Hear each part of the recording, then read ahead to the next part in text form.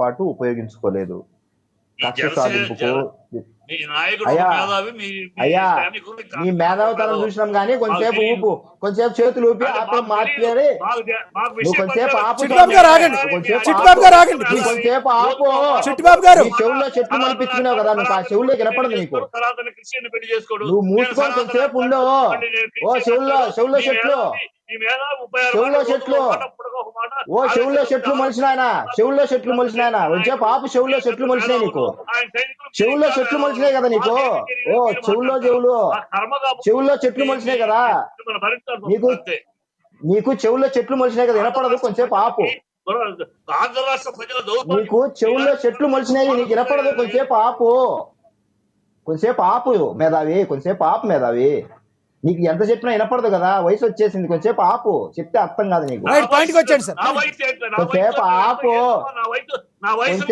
అందుకే వివేక్ బాబు గారు please conclude చేయండి. వివేక్ బాబు గారు సమయం తక్కువ ఉంది. నీకు ఆ గౌరవం లేదు కాబట్టి మూసుకొని ఉన్నాను. నీకు లేదు కాబట్టి మూసుకొని ఉన్నాను. నువ్వు మూసుకొని ఉన్నాను, అందుకే నీకు ఆ వయసుకు గౌరవం లేదు కాబట్టి మూసుకొని ఉన్నాను. చిట్టిబాబు గారు వ్యక్తిగతంగా వద్దు. కంక్లూడ్ చేయండి. వివేక్ బాబు గారు కంక్లూడ్ చేయండి, సమయం తక్కువ. నీకు ఆ గౌరవం లేదు కాబట్టి మూసుకోండి. అప్పని మ్యూట్ చేయండి. అప్పని మ్యూట్ చేయకపోతే నేను ఎలా మాట్లాడతాను? చిట్టిబాబు గారు కాసేపు మ్యూట్ చేయండి. చిట్టిబాబు గారు కాసేపు మ్యూట్ చేయండి, ఆయన కంక్లూడ్ చేస్తారు ప్లీజ్. వివేక్ బాబు గారు కంక్లూడ్ చేయండి ప్లీజ్. ఇప్పుడు నేనేం చెప్తున్నానంటే, ఇలాంటి థర్డ్ గ్రేడ్ లో గ్రేడ్ మాట్లాడి వయసు వచ్చింది కానీ బుద్ధి రాని ఇలాంటి వ్యక్తుల గురించి ఏం మాట్లాడతాము? అడ్డదిడ్డంగా మాట్లాడతాడు, వ్యక్తిగత విమర్శలు చేసుకుంటా వచ్చి మూతి ముద్దలు తీసుకొచ్చి అరిసి పెడతాంటాడు అతనితో ఏం మాట్లాడతాము? సో నేనేం చెప్తున్నానంటే, ప్రతిపక్ష హోదా అనేది ప్రజలు ఇవ్వాల్సింది. అతను గత 5 ఏళ్ల పాటు ఏం మాట్లాడినాడో మనం చూసాము ఆ శాసనసభ వేదికగా. నీ దగ్గర ఉన్న మిగతా 2-3 ఎమ్మెల్యేలు పీకేసుకుంటే నీకు ప్రతిపక్ష హోదా కూడా ఉండదని సాక్షాత్తు మాట్లాడిన మాటలు అతను. సో ఆయన మాటలు ఈ రోజు అతనికి నీతులుగా వర్తించట్లేదు, అతనికి అది అప్లికబుల్ కావట్లేదు. కాబట్టి ప్రజలు ఇవ్వాల్సిన హోదా గురించి మేం మాట్లాడేది కాదు, అది ప్రజలు ఇవ్వాల్సిన హోదా ఇవ్వలేదు ప్రతిపక్ష హోదా. అయినప్పటికీ అతన్ని మ్యూట్ చేయండి.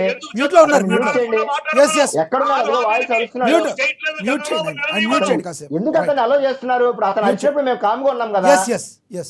చెప్పండి. ఇప్పుడు అసెంబ్లీకి రావడం అనేది ఒక గౌరవం. ప్రతి సభ్యులకు కూడా ఒక సమయం ఇస్తారు. నాట్ ఓన్లీ అపోజిషన్ లీడర్, ప్రతి సభ్యుడికి ముందు నోట్ చేసుకొని మాకు ఈ సమయం కావాలి, పలానా అంశం మీద మాట్లాడాలి, మా యొక్క స్థానిక సంస్థలు, స్థానికంగా ఉన్న మా నియోజకవర్గానికి సంబంధించిన అంశాలు కావచ్చు, రాష్ట్రానికి సంబంధించిన అంశాలు ఒక మాజీ ముఖ్యమంత్రిగా తనకంటూ ఒక సమయం ఇస్తారు అడిగితే. అంతేకాని వాంటెడ్ గా నా బిల్డప్ కోసమో నా యొక్క గొప్పతనం చూపించడానికో నాకు ప్రతిపక్ష హోదా కావాలని అరిస్తే ఎవరు ఇవ్వరు, అది చెప్పాలనుకుంటున్నాను. రైట్ లక్ష్మణ్ రావు గారు కంక్లూడ్ చేయండి సార్. చిట్టిబాబు గారు ఇస్తారు. పెచ్చుందా ఆ పెచ్చ కొంచెం ఆపుకోమని చెప్పండి. ఆ పెచ్చోడిని కొంచెం ఆపమని చెప్పండి. పోతాడు ఇక్కడే పోతాడు, డిబేట్ లోనే పోతాడు. చిట్టిబాబు గారు ఆగండి, లక్ష్మణ్ రావు గారు కంక్లూడ్ చేయండి. అతను ఏమైనా పెచ్చోడు ఉంటుంది. చిట్టిబాబు గారు ఆగండి, మీకు ఇస్తాను. చిట్టిబాబు గారు ఆగండి, దయచేసి ఆగండి, మీకు ఇస్తాను. లక్ష్మణ్ రావు గారు కంక్లూడ్ చేయండి. లక్ష్మణ్ రావు గారు పాయింట్ మీద కంక్లూడ్ చేయండి. నేను 1/3 అంటున్నాడు. ఆయనకు పాపం టీడీపీ వాళ్ళ స్క్రిప్ట్ ఇవ్వలేదేమో. 1/3 అనేది అది రూల్ కాదండి. ఏంటంటే గతంలో ఒక్కొక్క రాష్ట్రంలో 4-5 పార్టీలు అంటే, ఇప్పుడు కూటమిలో ఏ పార్టీ ఉందండి? జనసేన పార్టీ కూటమిలో ఉంది, బీజేపీ కూటమిలోనే ఉంది, టీడీపీ 3 పార్టీలు కూడా కూటమిలో అధికార పక్షంలో ఉన్నప్పుడు ఇంకే పార్టీ ఉందండి? ఇక్కడ 11 సీట్లు వస్తే ఇక్కడ ప్రతిపక్ష హోదా ఇవ్వడానికి మీకు వచ్చిన అభ్యంతరం ఏంటి?